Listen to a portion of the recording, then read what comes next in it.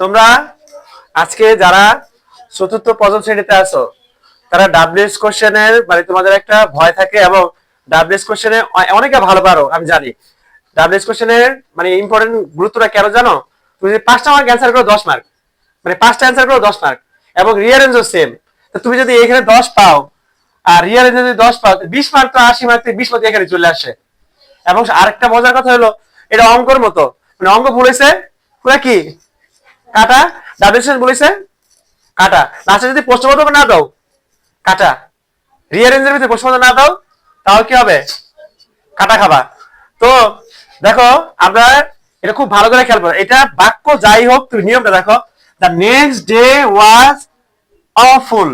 আচ্ছা next day was, তাহলে এই যে নেক্সট ডে পরের দিনটা কেমন, মানে অফুল কেমন কেমন কিভাবে, যদি কেমন কিভাবে এরকম হয় তাহলে আমরা দিবা কি হাউ। হাউ, আর একটা কথা মনে রাখবা, হাউ এর পরে সব সময় auxiliary verb am is are was were এই শব্দগুলা আগে দিতে হবে।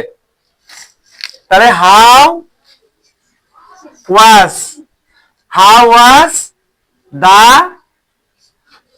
Next day. যারা আমার আগে করতে পারছো তারা চেক করতে পারো। অবশ্যই লাস্টে এই প্রশ্নবোধক চিহ্ন দিতে হবে, না দিলে কাটা। তাহলে আমি কি করলাম, হাউ দিলাম। কেন হাউ দিলাম? বিকজ এখানে কেমন মানে কেমন ছিল, কেমন তুমি কেমন আছো, তারপর হচ্ছে তোমার বয়স কত, তারপরে তুমি কি বলে আজকে দিনটা কেমন, এরকম যতগুলা কেমন বুঝাবে তখন তুমি দিবা কি how. Next, cyclone Aila hit in 2090। এখন এই যে সাইক্লোন আইলা 2009 সালে, চিন্তা করে দেখো এটা কি প্রেজেন্ট ইনডিফিনিট টেন্স না পাস্ট ইনডিফিনিট টেন্স হতে পারে। এটা মাথায় বাড়ি দিলে কোনো লাভ নাই। এটা 2009 সালে গেছে আর এখন 2024 সাল, তার মানে অবশ্যই এটা আগে চলে গেছে। সো এটা একটা পাস্ট ইনডিফিনিট টেন্স, এই জন্য এখানে ডিড কথা চলে আসবে।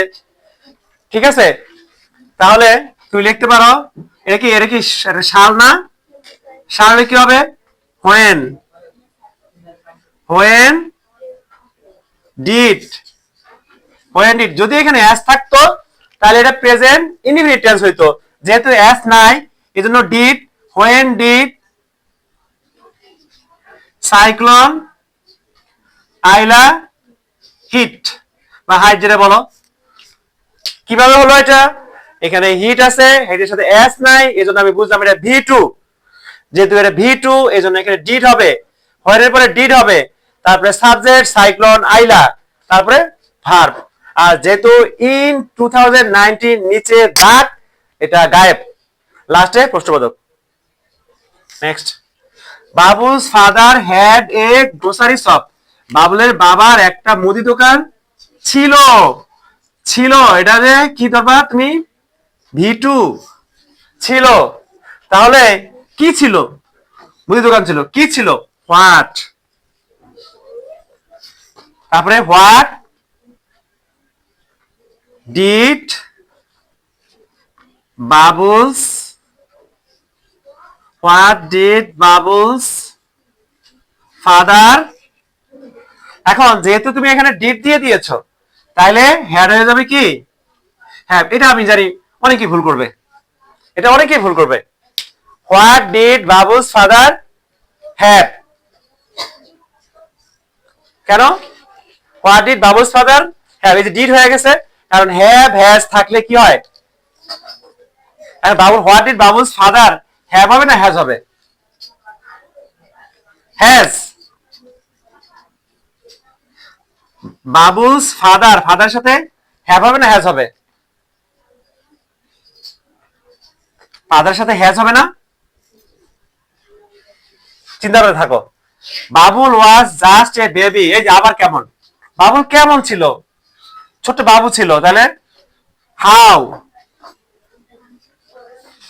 হাউ ওয়াজ, এই যে ওয়াজ আছে অক্সিলারি ভার্ব, ওয়াজ আগে, তারপরে কি দিবা বাবুল দিবা কি পরে।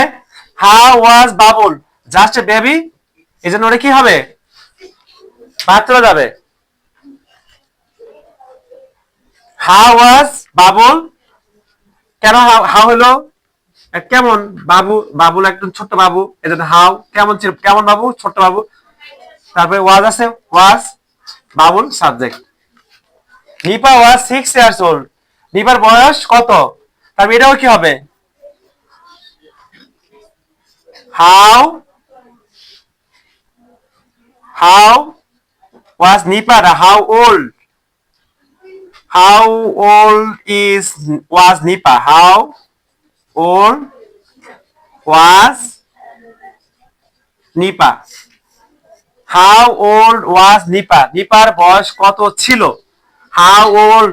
এখন ওল্ডটা কত কেন আসলো এখানে, 6 years, এই যে ওল্ড আছে, ওল্ড এখানে চলে আসছে, মানে হাউ ওল্ড না দিলে এটার কথাটা মিলে না, এই জন্য হাউ ওল্ড ওয়াজ কি হবে, নিপা। ওয়াজ কেন হলো, এখানে ওয়াজ আছে, Nipa subject, how old was Nipa.